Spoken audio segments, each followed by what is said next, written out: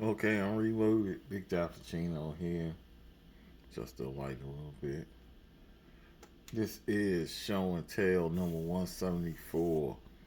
At first, I was not gonna do this video up where I was gonna wait until I got a chance to go to Dollar Tree and Hobby Lobby to make the haul look bigger. But I used to do those things in the past, and then I just stopped doing them when I first started the channel, like maybe 2018, 2019, somewhere around 2019. I think I said stop doing that and just go ahead.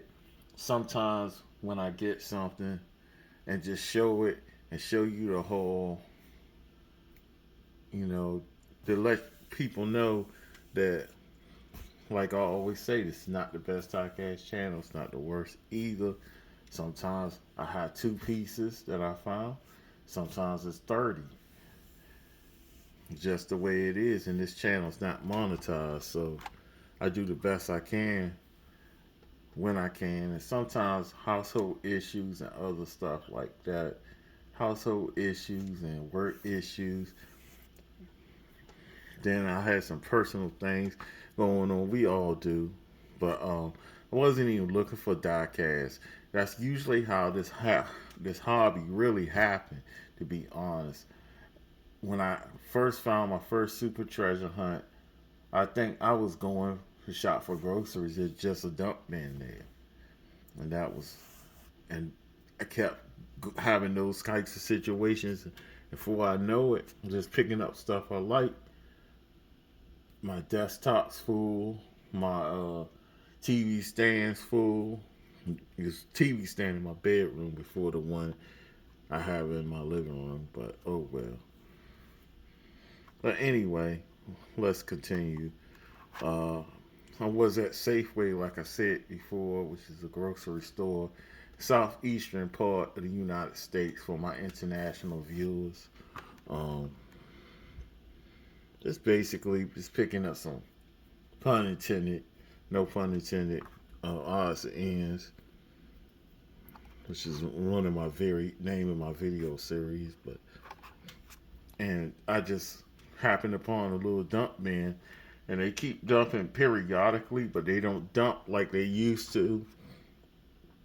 Because I used to find a lot of my stuff, super treasure hunts, uh, regular treasure hunts, Hot Wheels IDs, era cars, and dump bins are either the big, I guess the larger size, like shippers they would have, and grocery stores. That was usually my best haul, but they really don't stock Hot Wheels or really don't care like they used to.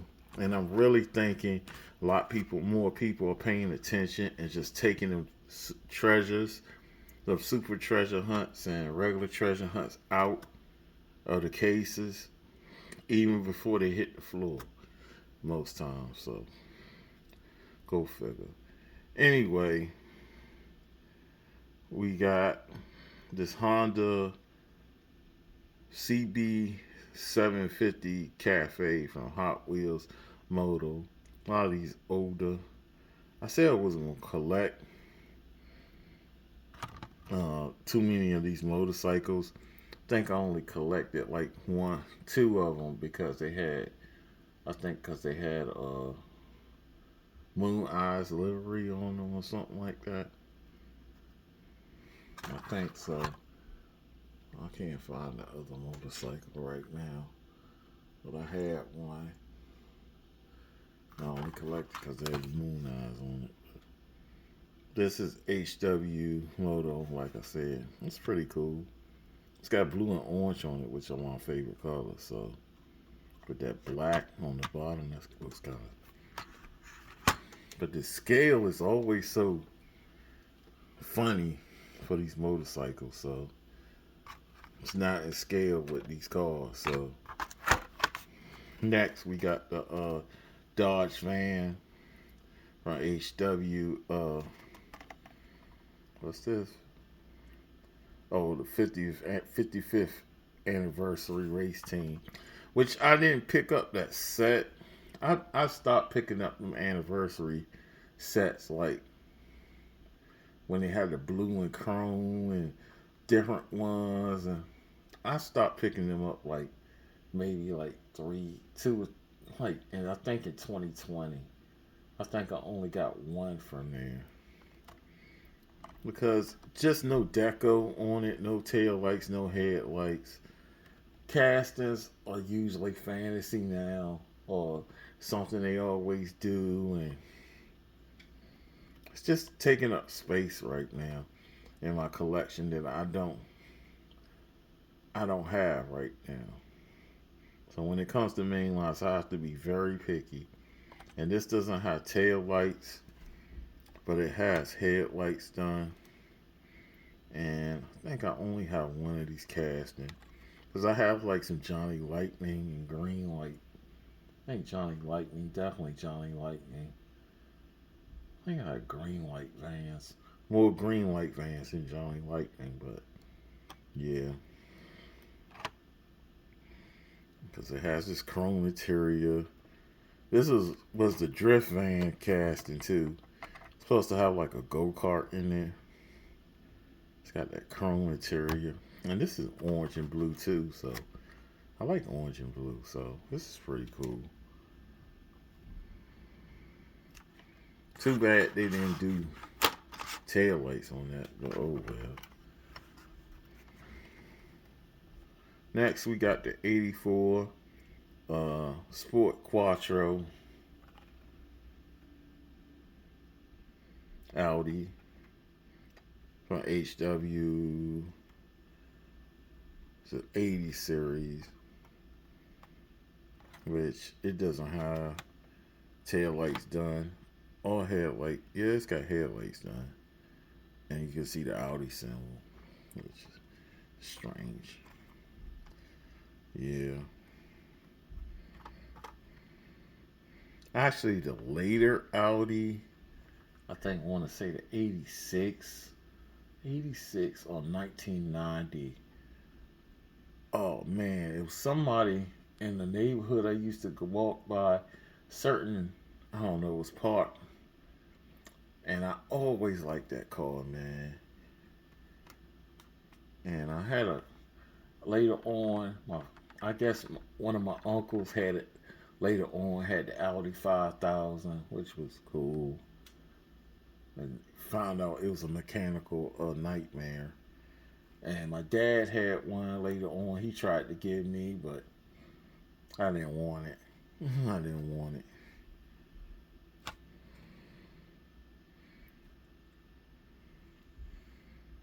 But that's pretty cool. So got an Audi RS Tron GT. It's from the HW Green Speed series. Hope I don't have this color. I don't know. This car is okay. I kind of like the Audi R8. That's probably a favorite. I know they're phasing that out. That's been done, but and probably like there's one that was called the S5, which I thought was a pretty neat car, looking car. But now everything, this is what's future's going to be. Everything's going all electric, and this is a pretty big car to be electric. So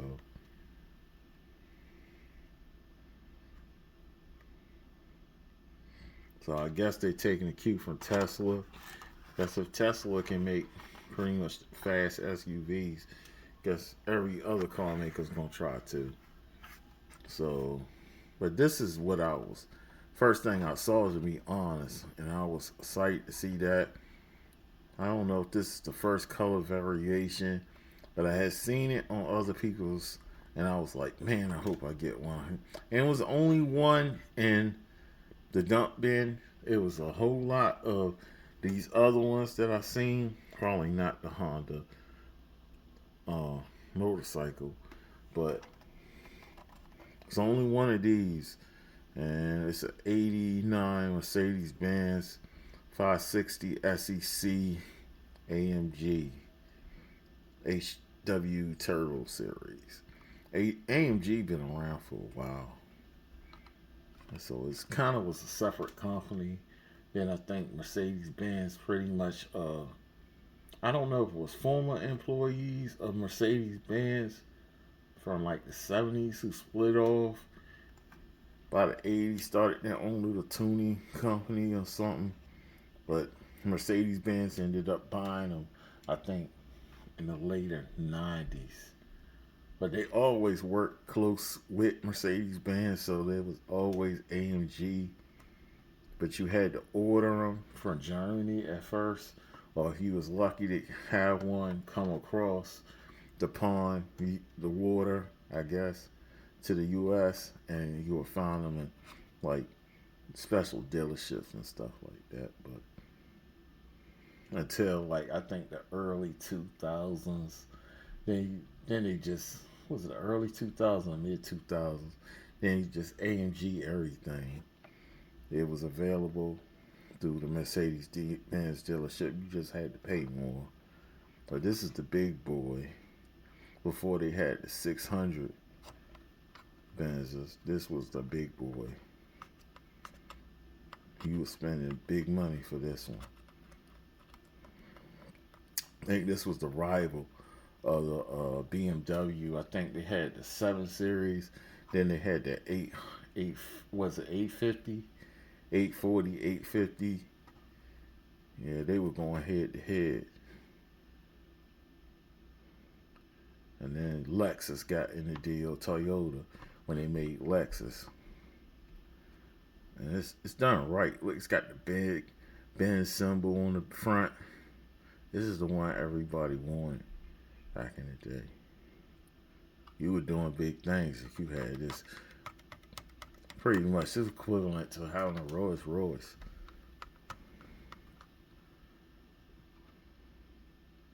This is nice, man. He did this very good for this to be a mainline. I love these Benzes from the late 80s and all the way to the late up to the 2010s. Then they started getting a little weird. I don't know. They lost something.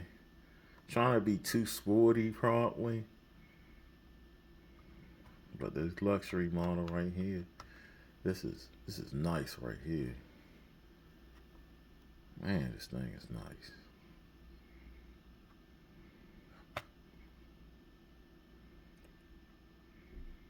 So that's pretty much it. I'm just over here looking at this Benz. Oh, it looks even better up close, man. Look at that Benz symbol.